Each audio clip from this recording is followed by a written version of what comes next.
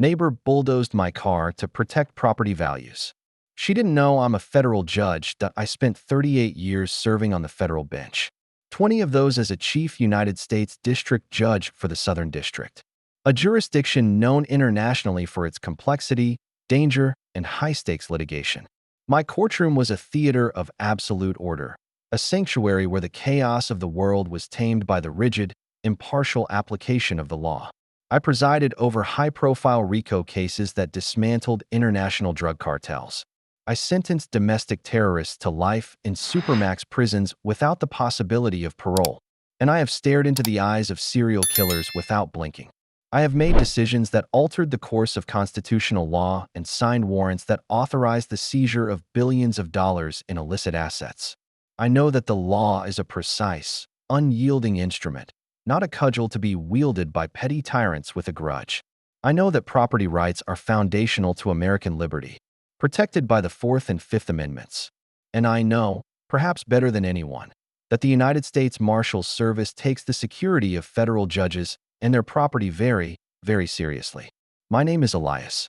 When I finally retired from the bench, hanging up my robe for the last time, I didn't want a rocking chair or a golf club membership. I wanted to indulge a lifelong passion that I had suppressed for decades due to the decorum of my office, heavy-duty trucks. I grew up on a farm, and the sound of a diesel engine is a lullaby to me.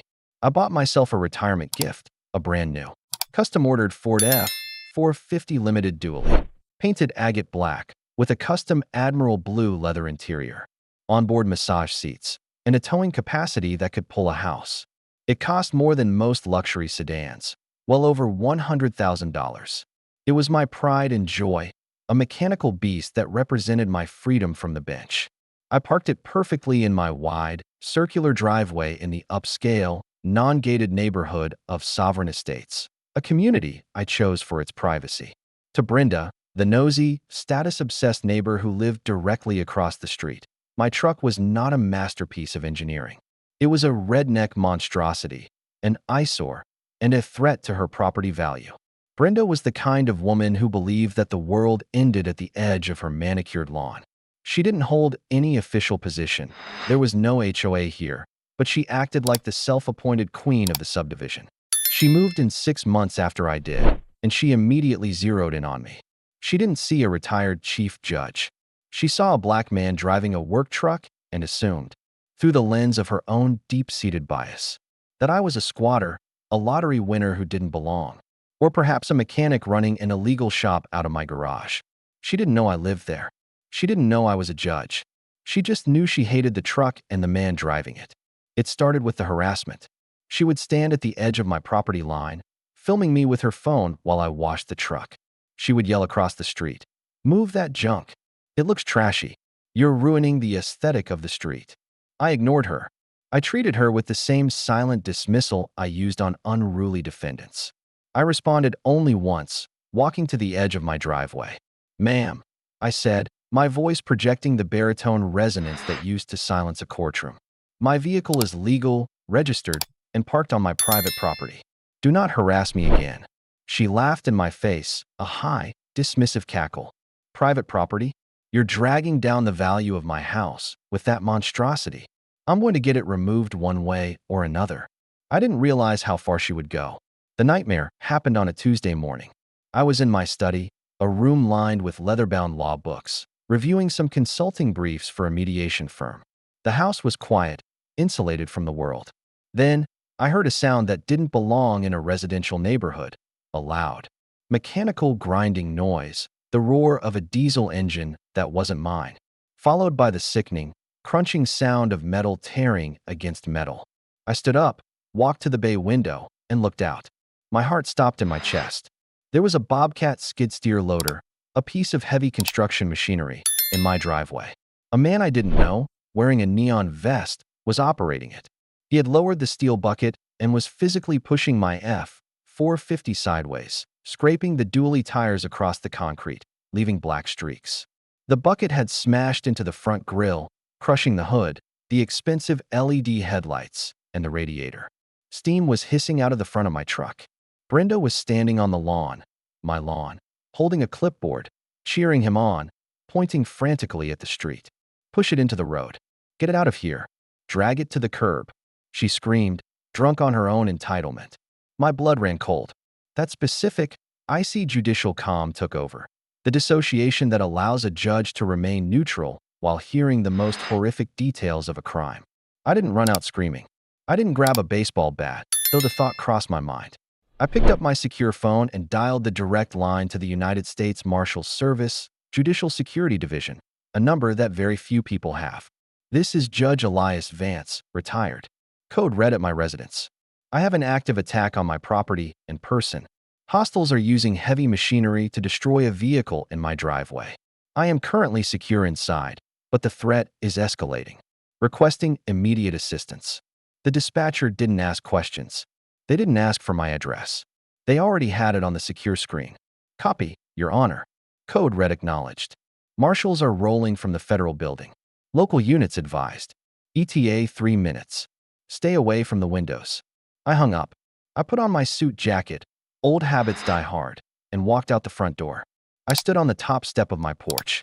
The Bobcat driver saw me and hesitated, lifting the bucket slightly off my crumpled hood. Brenda saw me and yelled at the driver, "Don't stop. I hired you. Push it. It's abandoned junk." The bucket crunched deeper into my engine block, snapping the frame rails. "Stop." I projected my voice with the boom that used to command the respect of seasoned prosecutors and hardened criminals alike. "Turn off that machine immediately." The driver, realizing that the man in the suit didn't look like a squatter, stopped the Bobcat. The engine idled. Brenda marched up the driveway to me, waving her clipboard. "I told you I'd handle it." She yelled, spit flying from her mouth. "You refused to move it. So I hired a removal service. It's blocking the view. It's trash. I'm cleaning up this neighborhood." "You just destroyed a $100,000 vehicle," I said, my voice low, dangerous, and steady. "And you committed a felony. Actually, several felonies. It's not a felony to clean up trash." She shrieked. "I have rights. My property value matters more than your truck." "You have nothing," I said. "And you are about to have a very bad day." Then the siren started. It wasn't the wail of a local police cruiser. It was the deep, guttural rumble of federal sirens. A convoy of 4 black Chevrolet Tahoes with U.S. Marshal lights flashing in the grille and visor roared into the cul-de-sac. They didn't park politely. They jumped the curb, tearing up Brenda's pristine lawn, and boxed in the driveway. 6 deputy marshals in full tactical gear, heavy vests labeled U.S. Marshal in bright yellow, poured out of the vehicles with AR-15 rifles at the low ready. They moved with the precision of a SWAT team. They surrounded the Bobcat. Federal agents. "Kill the engine." Hands in the air. Now, the shouts echoed off the houses. The driver froze, terrified, realizing he had made a catastrophic mistake. He killed the engine and threw his hands up so fast he nearly dislocated his shoulders. Brenda looked confused, spinning around. "Why are you here?" "He's the problem," she yelled, pointing at me. "I live here. Arrest him for the truck." The lead marshal, a chief deputy named Reynolds who had provided my personal security detail during a terrorism trial in 2009, walked straight past her to me. He holstered his sidearm, but kept his hand on it. "Judge Vance, are you injured? Is the residence secure?" "I am unharmed, Deputy Reynolds," I said, shaking his hand. "But my property has been destroyed by that woman and her contractor. They used heavy machinery to assault my vehicle." Reynolds turned to Brenda. His face was stone. He looked at the crushed truck. He looked at the Bobcat. He looked at Brenda. "Ma'am, step away from the judge." "Judge," she screeched, her voice reaching a pitch that hurt the ears. "He's a truck driver. He's a nobody. Look at that truck." "He is a senior federal district judge," Reynolds corrected her, his voice slicing through her hysteria like a scalpel. "And you have just orchestrated the destruction of his property. That is a violation of Title 18, U.S. Code. Section 111 and Section 115. Assaulting, resisting, or impeding certain officers or employees. And retaliation against a federal official. You are also facing state charges for malicious destruction of property." I was protecting my property value." She stammered, looking at the marshals, then at me, the reality finally piercing her delusion. "I didn't know. I thought he was just some guy."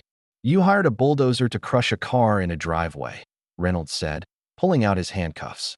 That is malicious destruction of property, incitement, and conspiracy. Turn around. He spun her around and cuffed her. She began to wail, a loud, ugly sound.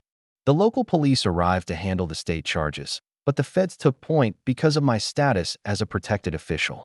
Brenda was charged with felony malicious mischief, conspiracy, stalking, and deprivation of rights. The damage to the truck was total. The frame was bent, the engine block cracked. It was a total write-off. I was protecting property values. Defense fell apart completely when the receipts were read in court, proving she paid cash to a shady operator to destroy private property.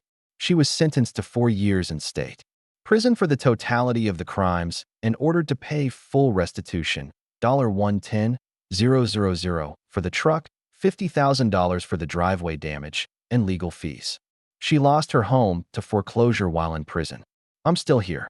I bought an even bigger truck, the new model year, with even more chrome. And now, when I wash it in the driveway on Sunday mornings, the new neighbors wave respectfully. They know that the man in the big house carries a gavel that strikes harder than any bulldozer. Brenda thought she was the queen of the street, but she ended up facing a real federal judge. I have a question for you guys. Do you think the contractor who drove the bulldozer should have gone to prison too for listening to her? Or was he just a victim of her lies? Let me know in the comments below. If you loved seeing this heavy machinery neighbor get crushed by the law, smash that like button and subscribe.